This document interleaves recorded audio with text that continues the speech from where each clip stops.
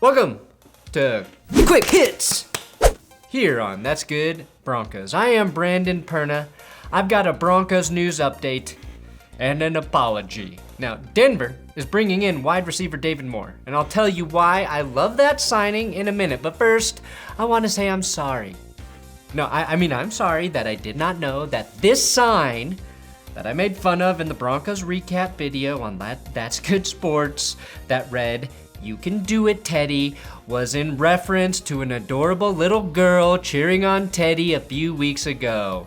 But thank you all for assuming the worst about me and shaming me in my DMs. It's my bad. I didn't know. The only little girl I'll ever make fun of is my own daughter.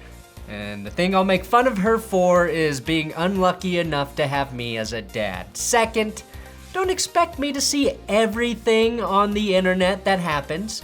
Third, give me some fucking credit. Fourth, again, I am sorry.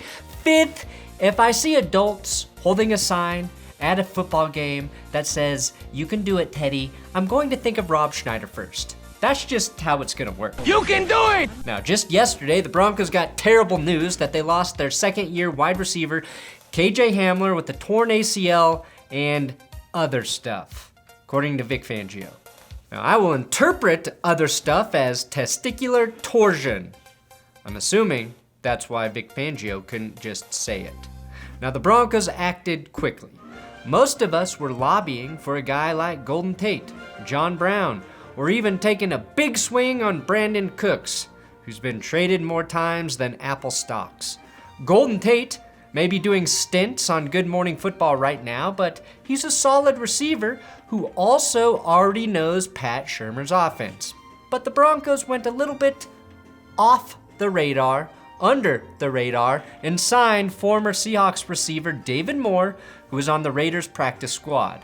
Now, just looking at Moore's production over the last few years, it's a bit of a mystery that he wasn't on an active roster to start the season. Moore signed a 2-year deal with the Panthers last season, but that was before Carolina drafted Terrace Marshall, essentially rendering Moore redundant.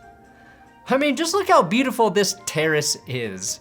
Terrace joke. Also, I said the Panthers already had DJ Moore, so why put David Moore on there? It would be very confusing to have two more receivers.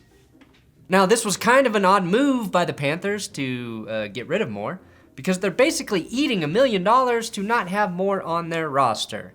The Panthers are essentially subsidizing the Broncos' offense this season. Now, Moore got that 2-year deal because he found the end zone 13 times in the last 3 seasons as the number 3 wide receiver in Seattle, doubling as a pretty effective returner as well. So it's nice the Broncos bring in somebody who can do multiple roles. It's not going to be on Moore to pick up all the slack, though, with Jerry Jeudy and Hamler out. That responsibility goes to Noah Fant and Albert O as well, as the offense leans on more 12 personnel in the coming weeks. But when you look at the raw numbers, it won't take much to replace Hamler's production. I know we all love the guy, but he only had 5 receptions for 74 yards through 2.5 games. I know that it's the threat of Hamler that's more important, but I think David Moore can do plenty to keep things running smoothly until Jerry Jeudy gets back. To me, Jeudy is the guy this offense desperately needs, much more than Hamler, because he's getting separation on his routes while Sutton and Tim Patrick are playing bully ball at wide receiver. And that's great, but you want diversity at wide receiver. Not diversity in that they should trade for Danny Amendola or pick up River Craycraft again. It's diversity in that you try to build a basketball team with different skill sets. David Moore gives them a guy with a different skill set at 6 foot with the 4.43 40 time. Ultimately, this is a great signing for the Broncos. It takes away depth from the Raiders. That's nice. And Moore might outproduce Hamler, and it gives them a different kind of receiver. The Broncos didn't go for a big name, and that's okay. I think they found a smart option to hold down the fort until Jeudy is back. And you have to give George Paton a lot of credit for that. General Paton and Colonel Teddy Roosevelt, this team is ready for war. But what is that good for? Absolutely winning. What is it good for? Absolutely winning. Subscribe to this YouTube channel. Do it now, you guy. Do it now, you guy.